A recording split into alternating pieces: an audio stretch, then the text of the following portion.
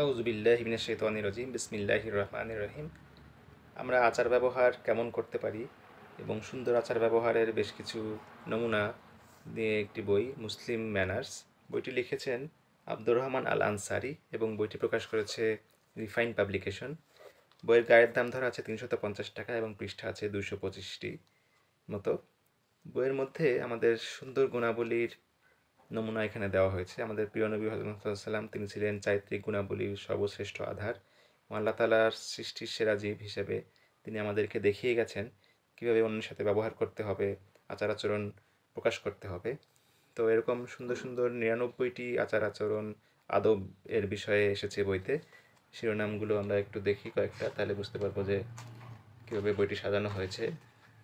অন্যের সাথে ব্যবহার, সন্তানদের আদর স্নেহ করা, ইতিমদের সাথে আচরণ, মিসকিনদের সাথে আচরণ, অন্যান্য জীবের সাথে আচরণ, পিতামাতার সাথে সম্পর্ক, শিক্ষকদের সাথে সম্পর্ক, বসার আদব, মসজিদে যাওয়ার আদব, ঈদ উল ফিতর, ঈদ উল আজহা, জুমার দিনের আদব, এই দিন আমরা কী করতে পারি। এরপরে রাস্তা থেকে কষ্টদায়ক বস্তু সরানো, হাই না তোলা, মজলিসের শিষ্টাচার, মসজিদের শিষ্টাচার, ঘুমানোর নিয়ম, হাঁচি হাই সম্পর্কে এসেছে, ভালোবাসার কথা জানানো, বিপদগ্রস্ত ব্যক্তিকে সান্ত্বনা দেওয়া, মিথ্যা পরিহার করা। অর্থাৎ ভালো ভালো দিকগুলো যেমন আমরা অর্জন করব, তেমনি আমাদের খারাপ গুণাবলীগুলো থেকে আমরা দূরে থাকবো। এভাবে সুন্দর সুন্দর নানা বিষয়ে ৯৯টি বিষয়ে আসলে এখানে বর্ণনা করা আছে, কোরআন হাদিসের রেফারেন্স সহ।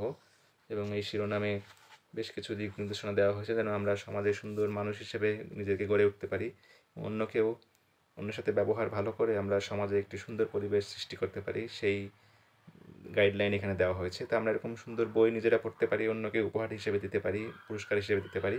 তাহলে আমাদের সমাজে ভালোর প্রচলন হবে, একে অপরের সাথে আরও সম্পর্ক বৃদ্ধি পাবে, ভালোবাসা বৃদ্ধি পাবে এবং ভালো আচরণ থেকে আমরা করার পরে এবং খারাপ আচরণ থেকে দূরে থাকার ফলে সমাজে একটি সুন্দর পরিবেশ ইনশাআল্লাহ সৃষ্টি হবে।